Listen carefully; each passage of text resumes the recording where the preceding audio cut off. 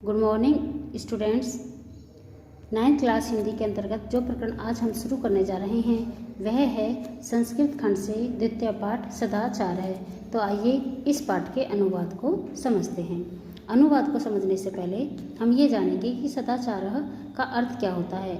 सदाचार का अर्थ होता है अच्छा व्यवहार। सद आचार अर्थात अच्छा व्यवहार। अब हम अनुवाद को शुरू करते हैं। आइए देखते हैं। सताम सज्जनानाम आचार्य सदाचार्य।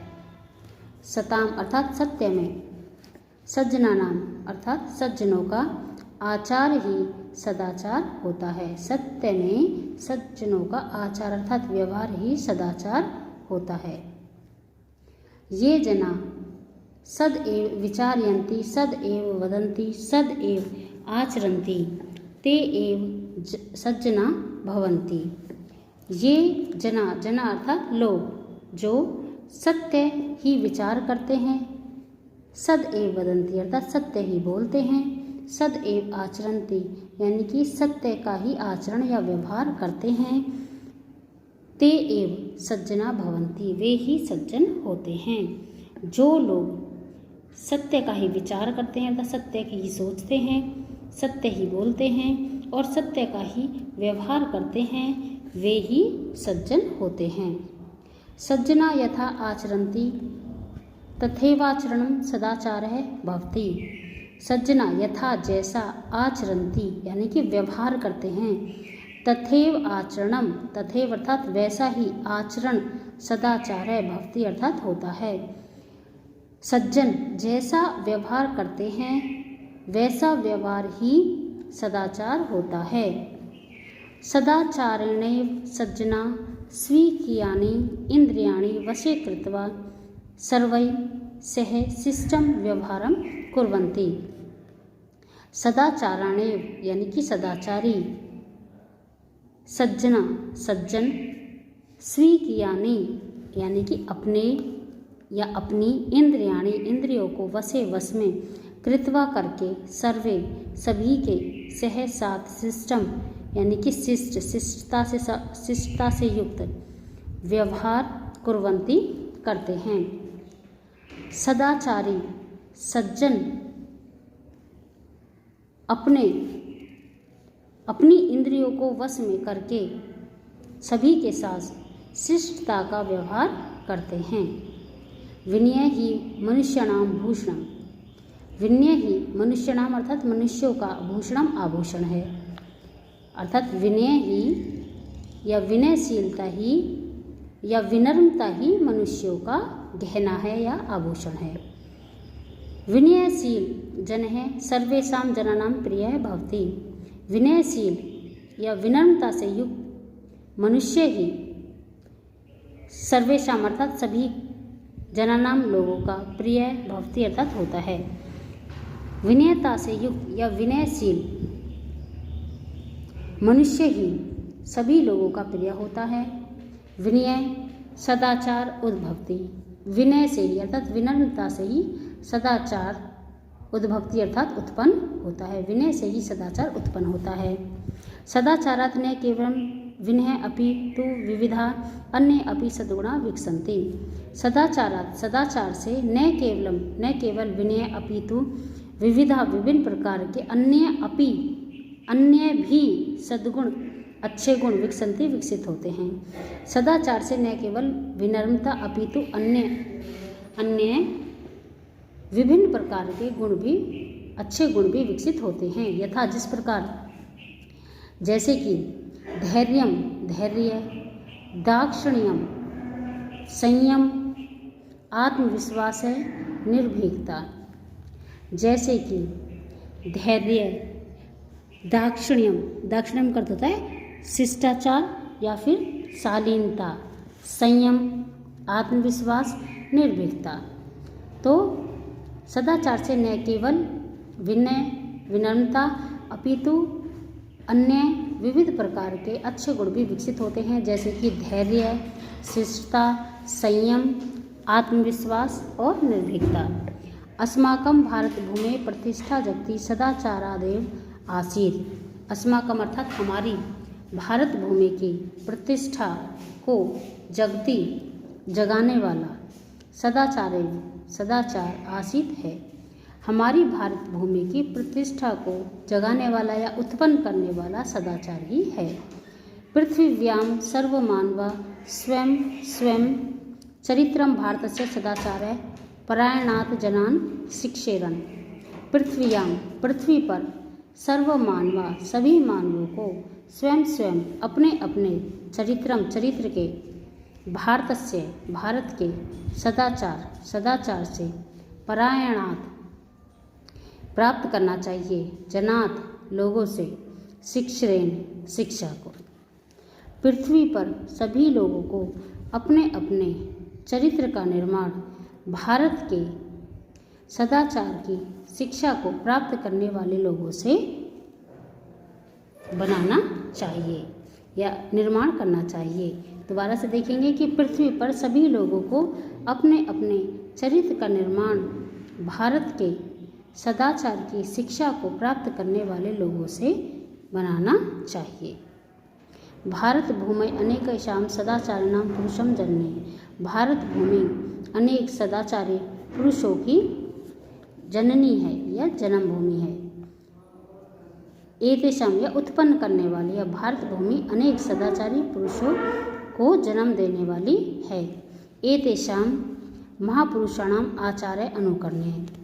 एतेषां ऐसे महापुरुषों का आचार या व्यवहार का अनुकरण करना चाहिए या अनुकरण के योग्य है।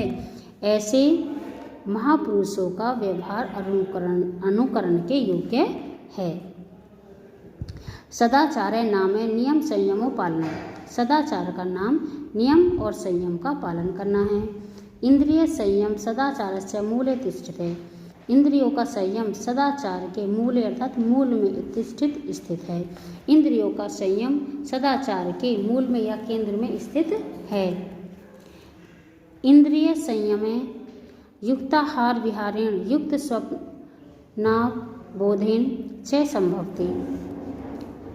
इंद्रिय संयम इंद्रियों का संयम युक्त आहार विहारेण उचित आहार और विहार के द्वारा अर्थात उचित आहार और व्यवहार के द्वारा युक्त स्वप्नावबोधेन यानी कि उचित समय पर स्वप्न यानी कि सोने और जागने से ही संभव है। इंद्रियों का संयम उचित आहार व्यवहार और उचित समय पर सोने और जागने से ही संभव है। किम युक्तम किम अयुक्तम इति सदाचारेण निर्णेतुं शक्यते।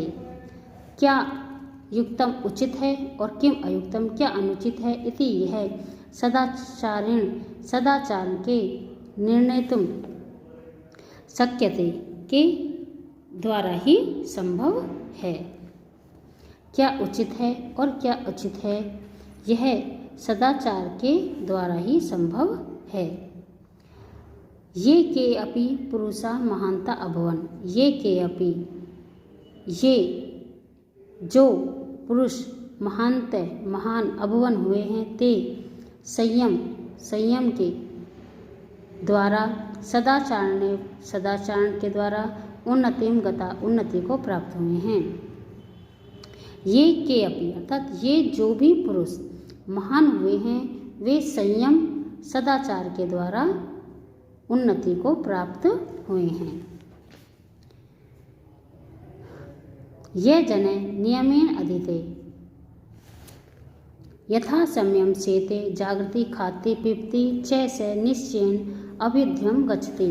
ये जने जो लोग नियम पूर्वक अधीते अर्थात अध्ययन करते हैं, यथा समय सेते उचित समय पर सोते हैं, जागृति जागते हैं, खाते हैं, पिबति पीते हैं, वे निश्चय ही अभ्युदयम गच्छति अभ्युदय की विकास को या उन्नति को प्राप्त करते हैं। जो लोग नियम पूर्वक या नियम से ही अध्ययन करते हैं, उचित समय पर सोते हैं, जागते हैं, खाते हैं, पीते हैं, निश्चय से वे ही विकास को प्राप्त करते हैं। सदाचारस्य महिमा शास्त्रेषु अपि वर्णित है। सदाचार की महिमा शास्त्रों में भी लिखी हुई है। जैसे सर्वलक्षणहीनोऽपि यः सदाचारवान् नरः श्रद्धालुरन् सूयश्च शतं वर्षाणि जीवति आचार लभ्यते आयुराचार लभ्यते श्रियम् आचार लभ्यते कीर्तिम आचार्य परम धनम। सर्वलक्षणहीनोऽपि सभी लक्षणों से हीन होने पर भी यह जो सदाचारवान नर है, जो मनुष्य सदाचारी होता है, श्रद्धालु रन सुयश यानी कि श्रद्धालु और अंशुयश का मतलब होता है कि दूसरों में दोष को न देखने वाला, शतम 100 वर्षों तक जीवित रहता है। श्रद्धालु और दूसरों में दोष को न देखने वाला होता है, वह 100 वर्ष तक जीता है। आचार लभ्यते अच्छे व्यवहार से ही, आचार लभ्यते आयु यानी कि अच्छे आचरण से ही आयु को प्राप्त करता है, यानी कि लंबी आयु को प्राप्त करता है। आचार लभ्यते श्रेयम और अच्छे व्यवहार के द्वारा ही धन को प्राप्त करता है। आचार लभ्यते कीर्तिम अच्छे व्यवहार के द्वारा, अच्छे आचरण के द्वारा ही यश को प्राप्त करता है। आचार्य परम धर्म क्योंकि अच्छा आचरण ही, अच्छा व्यवहार ही परम धन होता है। दोबारा देखें कि सभी लक्षणों से हीन होने पर भी जो सदाचारी पुरुष श्रद्धालु और दूसरों को देखने वाला नहीं होता है, दूसरों को न देखने वाला होता है, वह 100 वर्षों तक जीता है और अच्छे आचरण के द्वारा ही, अच्छे व्यवहार के द्वारा ही वह लंबी आयु को प्राप्त करता है। अच्छे व्यवहार के द्वारा ही वह धन को प्राप्त करता है। अच्छे आचरण या अच्छे व्यवहार के द्वारा ही यश को प्राप्त करता है और अच्छे आचरण के द्वारा ही वह धन को प्राप्त करता है। अतएव सदाचार सर्वथा रक्षणीय।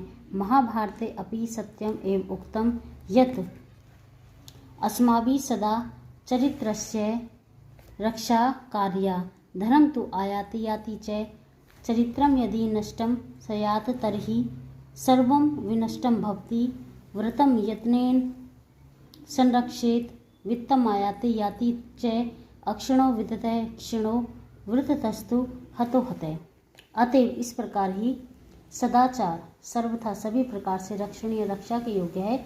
इस प्रकार से सदाचार सब प्रकार से रक्षा के योग्य है, या सदाचार की सब प्रकार से रक्षा की जानी चाहिए।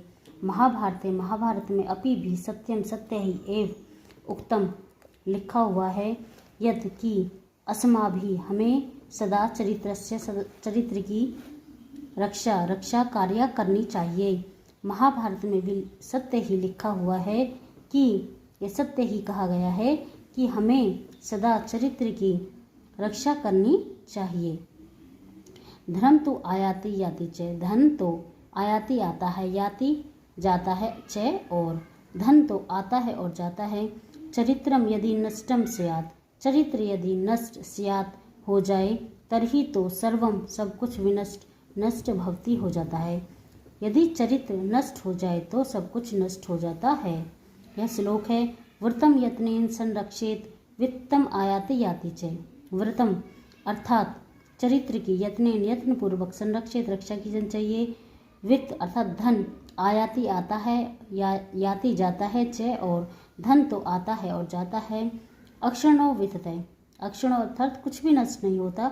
विततय क्षीणो यानी कि धन के नष्ट होने पर, और वृततस्तु हतो हतय लेकिन वृत अर्थात चरित्र के नष्ट होने पर हतो हतय सब कुछ नष्ट हो जाता है। चरित्र की यत्न पूर्वक रक्षा की जानी चाहिए। धन तो आता है और जाता है। धन के नष्ट होने पर कुछ भी नष्ट नहीं होता, लेकिन चरित्र के नष्ट हो जाने पर सब कुछ नष्ट हो जाता है।